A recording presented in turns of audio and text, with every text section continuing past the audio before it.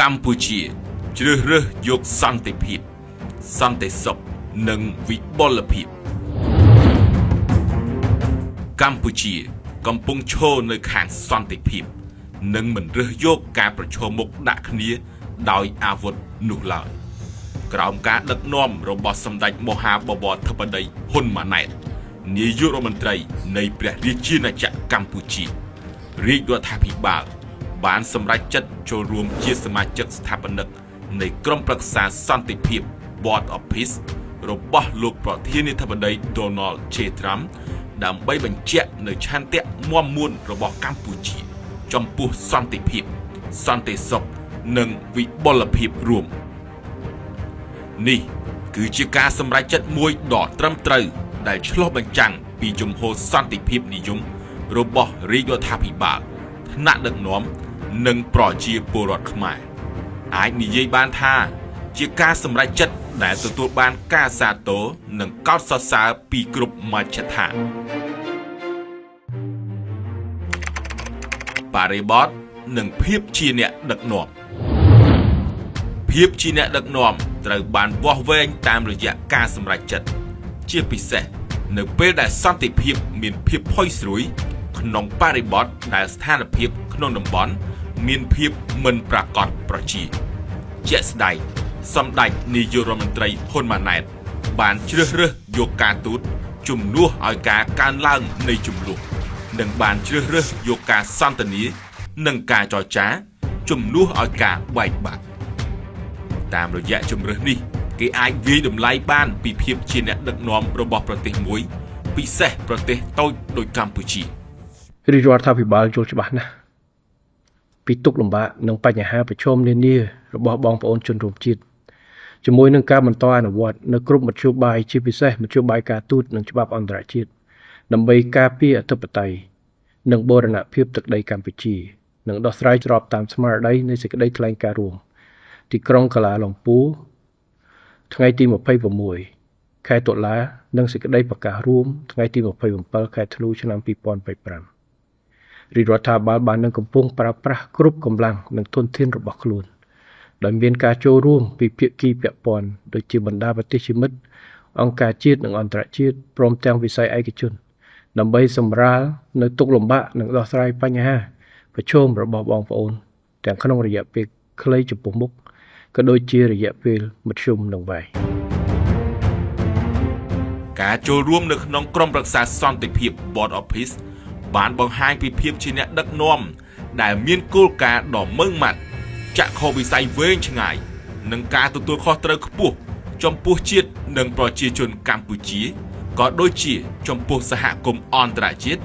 តាមរយៈជំរើសសន្តិភាពដើម្បីការពារអាយុជីវិតរបស់ប្រជាពលរដ្ឋនិងយកច្បាប់អន្តរជាតិជាមូលដ្ឋានគ្រឹះនិងជាទីពឹងក្នុងការដោះស្រាយបញ្ហាជំរើសបែបនេះមិនមែនកើតឡើងដោយចៃដន្យឡើយ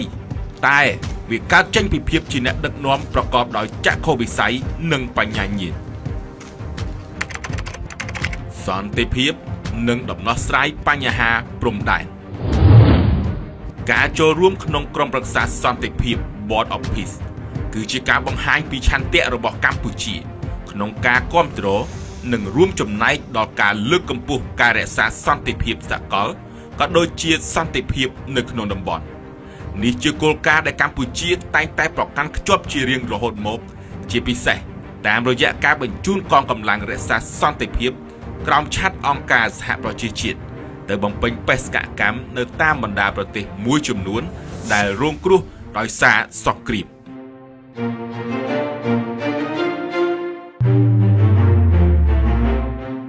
ការចូលរួមនៅក្នុងក្រុមប្រឹក្សាសន្តិភាពកើតឡើងស្របពេលដែលកម្ពុជាកំពុងអនុវត្តបទឈប់បាញ់និងឈានទៅដោះស្រាយបញ្ហាព្រំដែនដោយសន្តិវិធីជាមួយប្រទេសថៃដូច្នេះការចូលរួមក្នុងក្រុមប្រឹក្សាសន្តិភាពនឹងជួយពង្រឹងការគាំទ្រជាអន្តរជាតិដើម្បីរក្សាបទឈប់បាញ់ជាមួយប្រទេសថៃក៏ដូចជាពង្រឹងបណ្ដាញការទូតបង្កើនវិធានការកសាងទំនុកចិត្តនិងទាក់ទាញការយកចិត្តទុកដាក់ពីសហគមន៍អន្តរជាតិដើម្បីបង្ការកុំឲ្យមានការវិលត្រឡប់ទៅអំពើហិង្សាឡើងវិញភាពស៊ីសង្វាក់គ្នាយ៉ាងល្អនេះ អាចជាក្រឡាអុកការទូតដែលថ្នាក់ដឹកនាំកម្ពុជាប្រើប្រាស់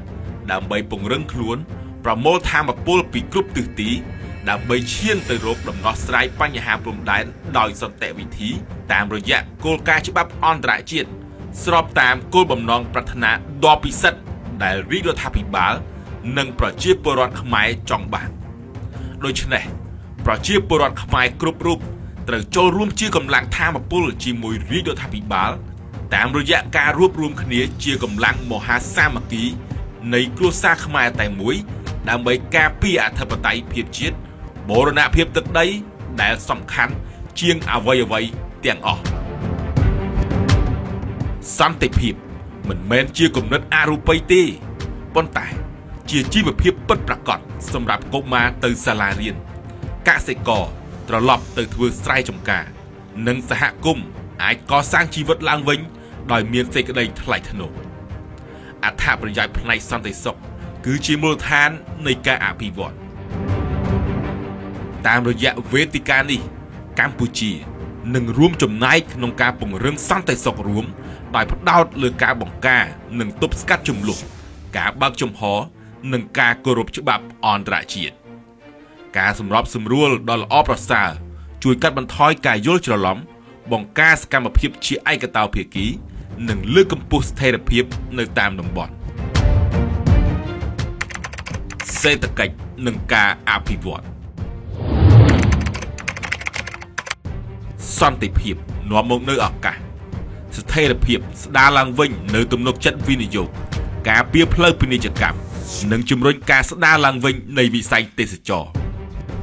តាមរយៈការចូលរួមជាសមាជិកស្ថាបនិកនៃក្រុមប្រឹក្សាសន្តិភាព Board of Peace កម្ពុជាបានបញ្ជាក់ថាខ្លួនគឺជាដៃគូដែលអាចទប់ចិត្តបាននិងបើកចំហសម្រាប់កិច្ចសហប្រតិបត្តិការ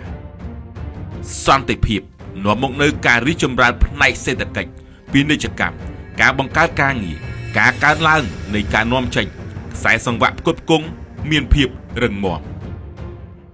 សំឡេងរបស់កម្ពុជានឹងកាន់តែមានតម្លៃនិងមានទំនួលខុសត្រូវកាន់តែខ្ពស់ក្នុងនាមជាសមាជិកស្ថាបនិកកម្ពុជានឹងចូលរួមចែករំលែកបទពិសោធន៍គំនិតនិងការបដិញ្ញាចិត្តដើម្បីលើកកម្ពស់ការដោះស្រាយជម្លោះដោយសន្តិវិធីដែលស្របតាមគុណតម្លៃរបស់អាស៊ាននិងបទដ្ឋានអន្តរជាតិនេះគឺជាយុទ្ធសាស្ត្រការទូតដែលមានគោលបំណងច្បាស់លាស់